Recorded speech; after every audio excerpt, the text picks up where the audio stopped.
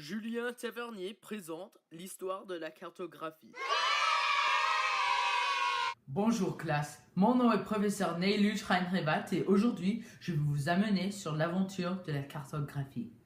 Allez, on commence. Arg, moi Kataka, années 60 000 ans avant Jésus-Christ. Lascaux France, je peins les animaux sur le mur de ma grotte pour me souvenir où à table, vive la France! Merhaba, mon nom est Ali, l'année est 6200 avant Jésus-Christ et nous venons de créer la première carte sur papier. C'est des mines en Nubie, tout près d'ici. C'est que le début pour moi et mon beau pays. Vive la Turquie! Salam alaikum, mon nom est Farah, je suis égyptien. C'est l'an 2500 avant Jésus-Christ et nous sommes les meilleurs cartographes du monde. On sait faire des cartes mines, cadastres, champs de roseaux et beaucoup plus. Nous sommes aussi les plus intelligents, car on est les premiers à découvrir que le monde est plat et circulaire et qu'il y a 3 continents entourés d'un océan infini. Vive l'Égypte! Farah! Oh, je dois partir. Pendant longtemps, les cartes suivront cette tendance de représenter le monde comme plat et circulaire. Par exemple, les Babyloniens croyaient que le monde était seulement leur capitale et ville mineure entourée d'un océan infini. Mais il y avait d'autres types de cartes, comme celle des Mésopotamiens qui étaient de leur plan de ville sur une tablette d'argile. Mais rien de spécial, jusqu'à ce qu'un homme grec a eu une idée qui ne changera non seulement l'histoire de la cartographie, mais l'histoire du monde. Qui elle était? Mon nom est Aristote, je suis grec et l'année est 335 avant Jésus-Christ. Eureka! Je crois que je suis l'homme le plus intelligent du monde.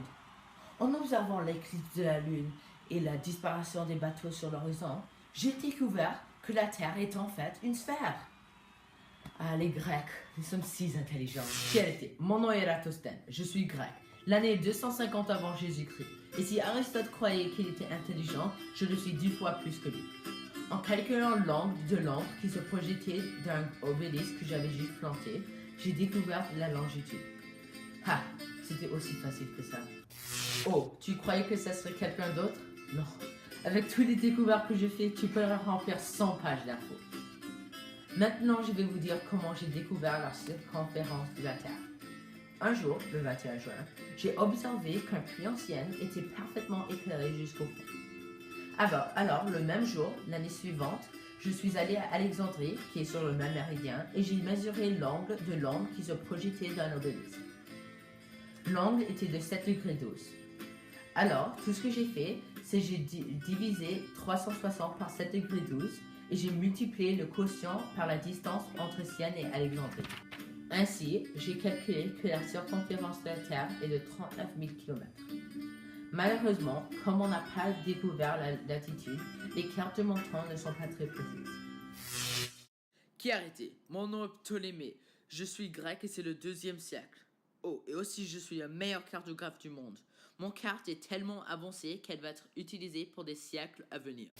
Buongiorno, mon nom est Gianluigi Laporta, je suis italien et il est l'an 1260. Avec le nouveau pouvoir de la religion, l'Église a décidé de changer les cartes pour représenter la Bible. Le monde va redevenir plat circulaire et il va être divisé en 3. La seule chose qui les sépare est un grand océan ou fleuve en forme de T. Ces cartes vont être appelées les cartes tripartites.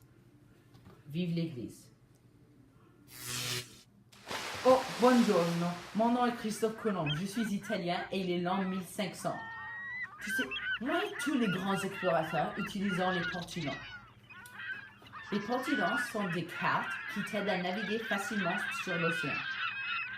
Tu sais, j'ai découvert l'Amérique par accident. Je lisais une carte arabe qui disait d'aller une certaine distance en milles. Je croyais qu'il parlait de milles romains, mais en fait, il parlait de milles arabiques. Et c'est pas grave, l'histoire se souviendra que c'est moi qui ai découvert l'Amérique.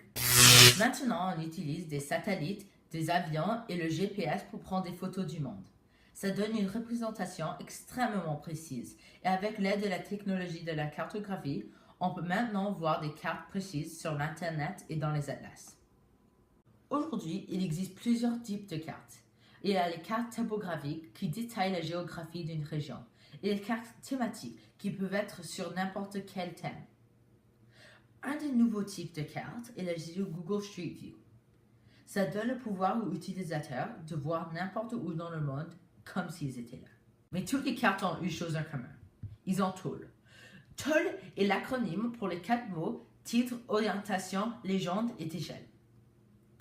Le titre est une phrase ou des mots qui expliquent le thème de la carte. L'orientation indique le nord, est, sud et ouest. La légende est une petite boîte qui a toute l'info pour expliquer la carte.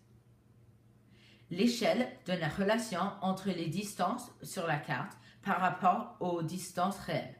Maintenant que vous avez vu l'évolution et l'histoire de la cartographie, vous pouvez mieux apprécier son importance. Sans les cartes, vous ne sauriez pas où vous êtes et où aller. J'ai une question pour vous. Pouvez-vous imaginer où la cartographie serait aujourd'hui si l'Église n'avait pas interdit les sciences pendant 300 ans? Au revoir tout le monde. Oh, et quand vous quittez la classe, ne vous perdez pas. Utilisez une carte.